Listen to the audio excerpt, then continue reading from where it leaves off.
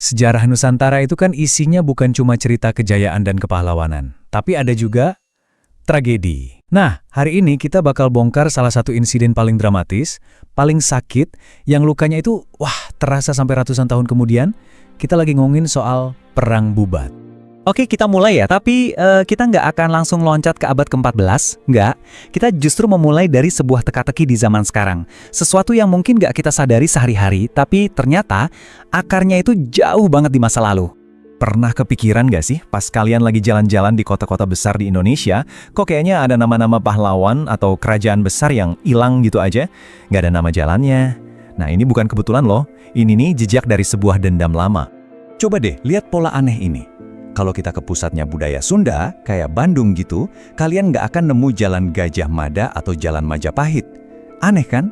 Terus sebaliknya, di jantungnya budaya Jawa, misalnya Surabaya atau Yogyakarta, coba cari deh jalan Sunda atau jalan Siliwangi. Nggak ada juga. Nah, ini kan kayak perang dingin nama jalan ya. Dan justru dari sinilah kita bisa lihat ada luka sejarah yang dalam banget. Sekarang, yuk kita putar waktu mundur jauh banget, ke tahun 1357, ke sebuah masa di mana dua kerajaan paling besar di Pulau Jawa hampir aja bersatu lewat sebuah janji suci. Janji sebuah pernikahan megah yang harapannya bisa membawa kedamaian. Oke, jadi di satu sisi kita punya Raja Hayam Wuruk, penguasa kerajaan Majapahit yang lagi jaya-jayanya. Nah, di sisi lain ada Putri Dyah Pitaloka dari kerajaan Sunda yang katanya cantiknya luar biasa. Lamaran ini jelas bukan cuma soal cinta-cintaan ya, ini soal politik, sebuah aliansi raksasa. Harapan besarnya sih biar seluruh Jawa bisa bersatu dan makmur. Dan ini bukan main-main perjalanannya. Kerajaan Sunda benar-benar serius nanggepin lamaran ini. Bayangin, mereka berlayar ke Majapahit bawa armada yang, luar biasa.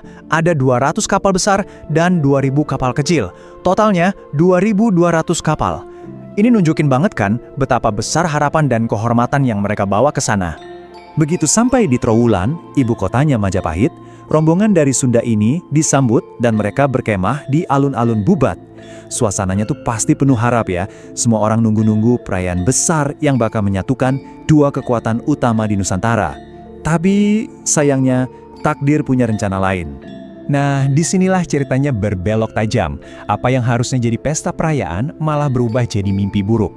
Semua gara-gara ambisi satu orang yang sangat berkuasa yang mengubah janji pernikahan jadi sebuah penghinaan yang gak bisa dimaafkan. Jadi ini dia nih titik masalahnya. Tepat sebelum upacara dimulai, Mahapatih Gajah Mada tiba-tiba maju dengan sebuah tuntutan yang bikin kaget.